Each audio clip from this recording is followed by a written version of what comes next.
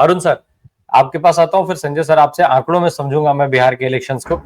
Arun sir, Nitish Kumar साहब के बारे में अभी पिछले 2 दिन 3 दिन से कुछ दूसरी कहानियां चल रही थी। कहा यह जा रहा था कि जो नीतीश एक अस्वस्थ दिख रहे थे, वे एकदम से फॉर्म में आ गए और सियासत करने लगे, राजनीति करने लगे जिसके लिए वो जाने जाते हैं। क्योंकि सीटों के बंटवारे पर जो दिक्कतें हुई, उसको जिस तरीके से उन्होंने एड्रेस किया, वो दिखा रहा था कि नीतीश कुमार बीमारी उमारी का सब बीमारी तो सब कुछ बहाना था। असल में Nitish Kumar wait and watch कर रहे थे और वो उन्होंने वैसा रिएक्ट किया। लेकिन आज का अमित शाह का जो बयान है, ये कह देना कि हम पोस्ट इलेक्शन तय करेंगे कि कौन मुख्यमंत्री होगा, कितना सामान्य इसको समझ लिया जाए? सर, अभी आपने एक शब्द बोला था बीजेपी के लिए कि कुछ भी कर सकते हैं। तो एक उदाहरण दे देता हूं मैं बीजेपी का।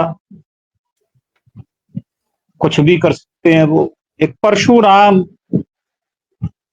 झा, अजय झा हैं, परशुराम परिषद के संयोजक हैं, और ये टिकट मांग रहे थे नरपतगंज से। अब इनको टिकट मिला नहीं, तो इन्होंने ऐलान किया कि मैंने कफन ओढ़ लिया है, कुछ भी कर सकता। यानी आत्मदाह की तैयारी। इसका मतलब क्या हुआ? ये संकेत अजय झा का ना होकर ये बीजेपी का है, और पिछले 25 साल से वो बीजेपी में काम कर रहे हैं। तो ये शब्द जो है बीजेपी के साथ बड़े अच्छे फिट होते हैं। कुछ भी कर सकते हैं। जैसे जैसे चुनाव आएंगे तो अब लोगों ने कहना शुरू कर दिया। मेरी पत्नी ने मेरे को उलाना मारा कि आप कहते थे ना कि मोदी जी कहते हैं कि मंगलसूत्र छीन लेंगे, तो छीन लिया ना मंगलसूत्र। तो मैंने पूछा कैसे? बोले सोना देखो क्या रेट है, 1,26,000 रुपए रेट है। छीना या नहीं छीना?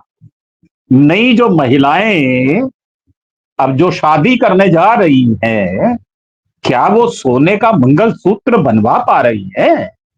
उतनी सुविधा से बनवा पा रही है? तो बीजेपी जो कहती है ना, वो बड़ी राजदार बात होती है। ये बात पक्की है। और आपके ही मैंने चैनल पर यह भी अनाउंस किया था कि चरित्र के मामले में ये किसी को भी नहीं छोड़ते। केरल की घटना आपको याद होगी, क्या हुआ था, क्या छोड़ दिया इन्होंने। तो ये जो बीजेपी के जोशी जी हैं मध्य प्रदेश वाले, ये आरएसएस बीजेपी में है, पहली बात। ये कुछ भी कर सकते हैं। ये दूसरी बात, ये गटर में उतरेंगे, ये मैं लिख के दे सकता हूं। ये है तीसरी बात। और बगर बगर गंद फैलाए ये चुनाव जीत जाएंगे, इसकी मुझे पूरी पूरी शंका है। अब वो गंद ऐसे समझ लो कि हो सकता है नीतीश बाबू ने व्याग्रा खा ली हो, चुस्ती आ गई हो। अब हो सकता है उन्होंने अफीम खाई या बीजेपी का धतूरा चाटा, तो मुझे तो पता नहीं है। अब 76 साल की उम्र में क्या करेंगे वो। बाकी ये बात बिल्कुल ठीक है आपकी कि वो सीएम बिहार नहीं बनेंगे, मैं लिख के दे सकता हूं। एक मैंने घोषणा और कर रखी है आपके यहां। सर अरुण सर, राजनीति की जब बात होती है, अभी पिछले कुछ समय से हम लगातार ये देख रहे थे कि नीतीश कुमार की कैसी तस्वीरें पेश की जा रही हैं, कैसे पब्लिक डोमेन में ये परसेप्शन बनाने की कोशिश हो रही थी कि नीतीश कुमार मानसिक रूप से बीमार हो चुके हैं। लेकिन वही भाजपा जब दांव खेलती है नीतीश कुमार के साथ कि उनके ड्रीम प्रोजेक्ट वाली जगह राजगीर, जिसको वो पर्यटन के लिहाज से बिहार का सबसे महत्वपूर्ण स्थान बनाना चाहते हैं, उस सीट को जब गठबंधन के खाते में डाल दिया जाता है तो नीतीश कुमार एकदम से एक्टिव हो जाते हैं। वो ये अनाउंस कर देते हैं कि हम चिराग पासवान की को अलॉटेड 5 सीटों पर अपने उम्मीदवार उतारेंगे। क्या ये चीजें ये नहीं दिखाती हैं कि नीतीश कुमार की जो तस्वीरें, जो वीडियोज या जो इमेज बनाने की कोशिश की जा रही थी, असल में वो सब कुछ नीतीश कुमार के साथ धोखा था? धोखा तो अभी भी हो रहा है उनके साथ में। भले ही वो 3 सीटें खड़ी कर दें, परंतु वहां पर वो उनका खुद का भी कहना है कि फ्रेंडली मैच होगा। पर फ्रेंडली मैच तो और भी लोग खेल रहे हैं। जो एक भूतपूर्व चीफ मिनिस्टर है वो भी 2 सीटों पर खेल रहे हैं। दरअसल बात ये है, जब पकड़ ढीली होती है ना, जब आप 45 पर आ जाते हैं और दूसरे लोग ज्यादा मुस्तैद हो जाते हैं, तो ये तो बात ठीक है कि एक बार जोश मार के उन्होंने संजय झा, जो कि जिसको मैं स्लीपर सेल कहता हूं बीजेपी का, वो चाहे लल्लन सिंह हो, ये स्लीपर सेल है, जैसे हमारे यहां भी स्लीपर सेल है। मैं खुल्लम खुल्ला नाम ले रहा हूं, राजीव का, वो स्लीपर सेल है कांग्रेस में। परंतु क्या ये शाह से जीत पाएंगे? बैठे हैं प्रेम भाई, उनको भी पता है कि कैसे कैसे पैंतरे ये करते हैं। ये हत्याएं करवा सकते हैं, ये किसी का किडनैप करवा सकते हैं, ये मुसलमान हिंदू का दंगा करवा सकते हैं, ये मंदिर मस्जिद करेंगे, ये अभी भैंस चुरवाएंगे किसी की, ये ज्यादा बच्चे पैदा करने वालों का विषय लेकर आएंगे।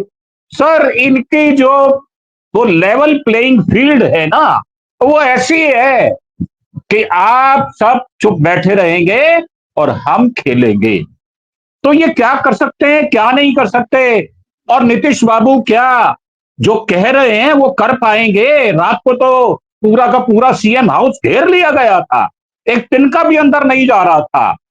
परंतु उसके बाद आज दिन में वो अमित शाह के साथ बाजू में बाजू डाल के टहल रहे थे, सभाएं कर रहे हैं। तो देखने वाली बात ये है कि ये ऊंट जो है ये बैठेगा किस करवट। अभी नीनू जी ने कहा कि ये बड़े पुराने चावल है। सर, ये चावल पता है कौन से हैं? ये टुकड़ा चावल है। पिंडदान में उसी टुकड़े चावल का इस्तेमाल होता है। तो ये पिंडदान तक नौबत आ चुकी है। ये वो चावल है जिसका पिंडदान होना निश्चित है, चाहे वो मध्य प्रदेश के रास्ते हो जाए, चाहे वो महाराष्ट्र के रास्ते हो जाए, चाहे वो हरियाणा के रास्ते हो जाए, किसी भी रास्ते हो जाए, चाहे दिल्ली के रास्ते हो जाए। जैसे प्रवेश वर्मा ने खुल्लम खुल्ला पैसा बांटा था, और जो हमारे यादव साहब हैं जो पूर्णिया से इंडिपेंडेंट एमपी है, जब उन्होंने बांटा तो एफआईआर दर्ज हो गई। सर, ये क्या करेंगे अगली घड़ी का नहीं पता। मुझे एक बात पता है कि अगर बीजेपी चुनाव हारी, और जैसा कि मैंने पहले कहा है, आपको एक घोषणा पहले की थी कि ये बिहार चुनाव से पहले अपना अध्यक्ष नहीं चुनेंगे, अगर ये चुनाव हार गए तो ये सुसाइडल एक्ट होगा, इतना मैं जानता हूं। इसके बाद बीजेपी टूटेगी। ये 100 साल का जो जश्न मना रहे थे आरएसएस वाले, आज वो है कहां? तो देखने वाली बात यह है, इतनी बड़ी बड़ी मुसीबतें लेकर बैठे हुए लोग जिनको जवाब नहीं दिया जाता कि साहब रूस से इन्होंने तेल खरीदना बंद कर दिया, बाकी सब और जो फील्ड है जहां पर और मुसीबतें हैं, उनको झेलने के लिए नए नए शगुफे छोड़े जा रहे हैं। और ये तो आपको पता ही है कि अमित शाह ने जो अनाउंस कर दिया वो पीछे हटते नहीं है।